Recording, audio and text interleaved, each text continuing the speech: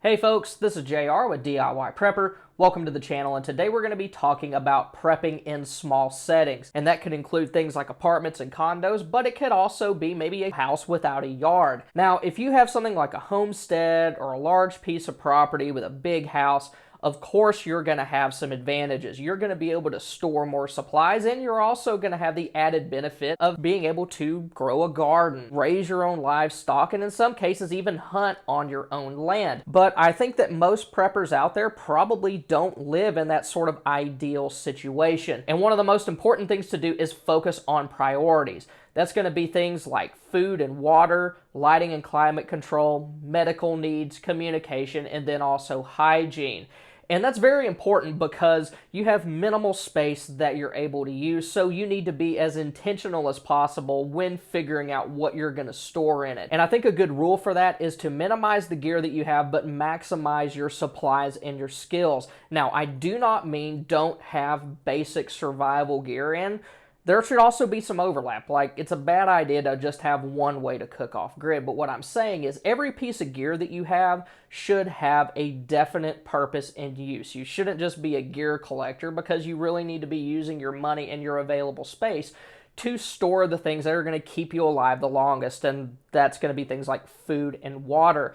Then skills. Since you live in a smaller setting that might not be sustainable during a very long-term situation, you need to have the skills to be able to rough it for a little while if you need to, but also have skills that when people start to form groups and things like that to kind of keep each other alive, you want to have a skill that you can bring to the table. Then when it comes to organization, things like shelving units and plastic totes, those are going to be good regardless of the setting that you're in. But if you live in a smaller dwelling, small shelving units can be placed in things like closets to help you organize gear there and be able to store more of it. That's one thing that I did when I lived in an apartment, is I had a shelf unit that I put in kind of a closet in a spare bedroom. That's where we kept a lot of our prepping supplies. Then those plastic totes, they're very good for keeping things organized. But also, if you live in an apartment where like maintenance guys are coming in spraying for bugs and then also doing things like changing air filters, if you have those non-see-through totes, then you can store your prepping supplies in those, and they don't really know what you have. It could be anything. It could be clothes. It could be Christmas decorations.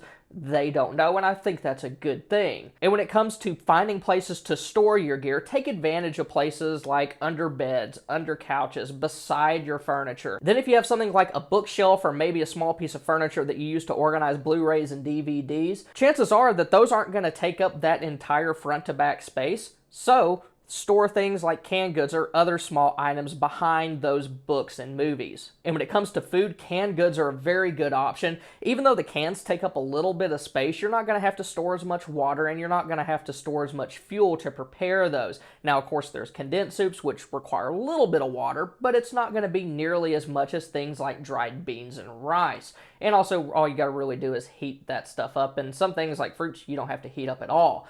Then as far as growing your own food in something like an apartment or maybe a small home, it's not as easy to do as it would be if you live somewhere with a lot of space, but you can grow things like sprouts in your windowsills, and some of those, I mean, they're very nutritious. And then you can do things like bucket garden, even if it's just on your apartment patio, even though it's not going to be a whole lot of food. At least you'll be learning those skills, and you'll be able to have at least a little bit if you have a few containers back there. When it comes to storing water in small environments, I think things like aqua bricks, water bricks, and then also military water cans are very good choices because they have kind of a thin form factor.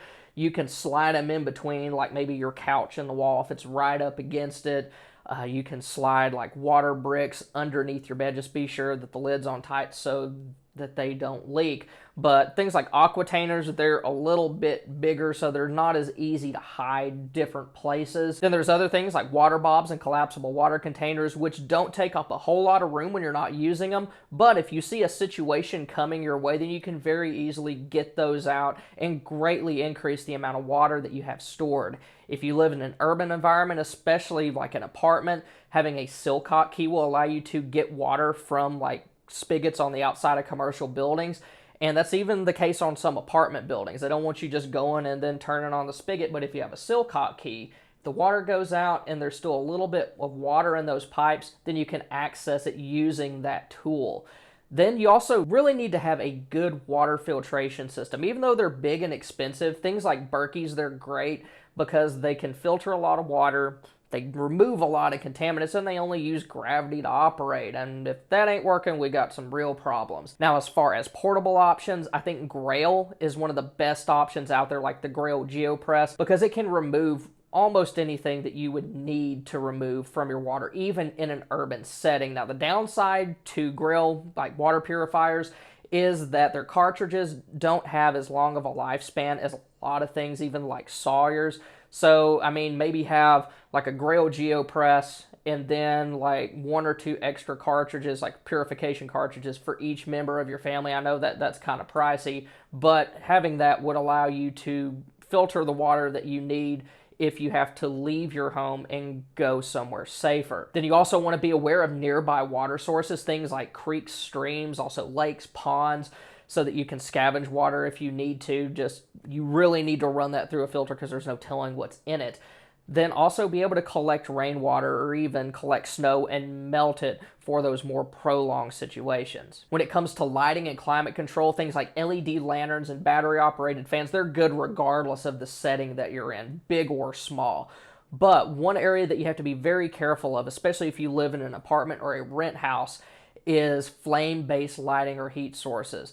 A lot of the times, landlords don't even like to see that in the property, so that's one thing that you want to store away if you have them. And when using them, be very, very careful, because if you mess up, it's not just your place that's going to go up in smoke. It's going to be everybody else's too, so you need to be extremely careful when using those. Another thing that's a no-go in apartment settings is gas generators. And there's a couple reasons for that. Sometimes apartment buildings are very close together. Gas generators need at least 25 feet between where they are and where the nearest dwelling is to operate safely. And also, it's a big security concern.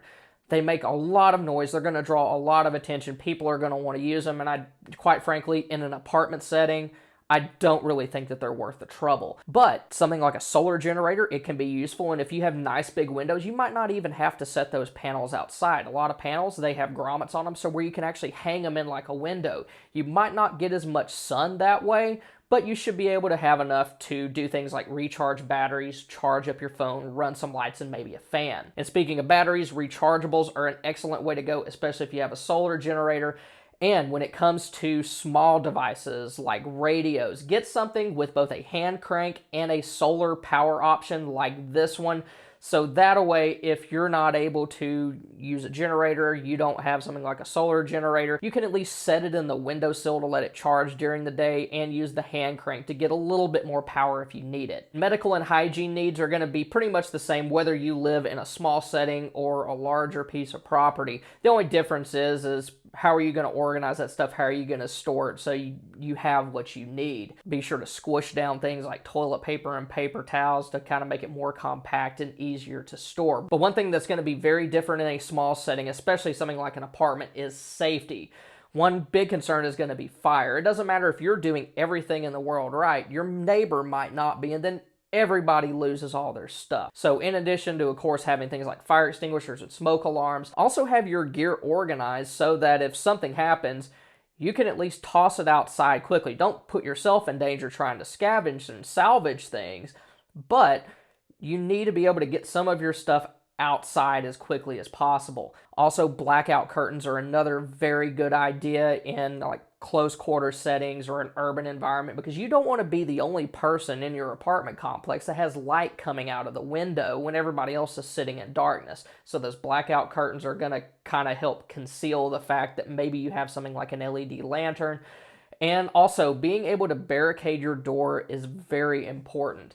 So maybe have some large furniture nearby. If you're renting your place, they might not want you putting something like door armor or additional locks on the door. But one thing you can do, probably without getting caught or at least too much fuss, is replace the screws holding the strike plate into the door frame with like 3.5-inch deck screws, because those are going to sink all the way into the studs, making it a little bit harder to kick in. So if you have those and then you have stuff in front of the door, that's going to buy you a lot more time if somebody's trying to gain entry into your home. And also, you want to hide your preps. Your neighbors and the maintenance guys shouldn't know what you have, even if it's something as simple as a cardboard box with Christmas decorations written on the side of it.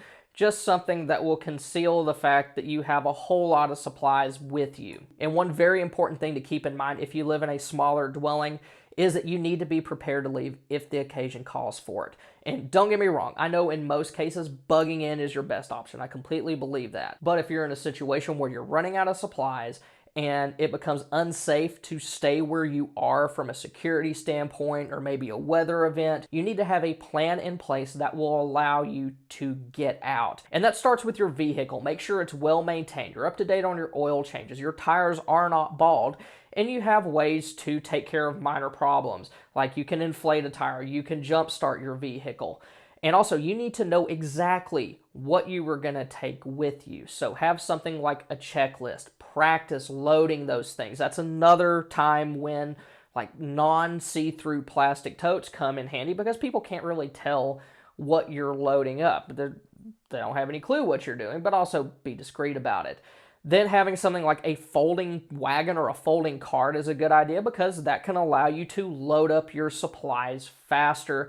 And if heaven forbid you have to go on foot for any length of time, you can carry more with you than you could just in your bug out bag, which a bug out bag is another thing that we should all have. Now, the goal should always be to bug in for as long as humanly possible because that's where you're probably going to be most secure. That's where most of your stuff is. So if you want to see a video that will help you bug in for as long as you possibly can, click here. Thank y'all for stopping by. Y'all have a good one.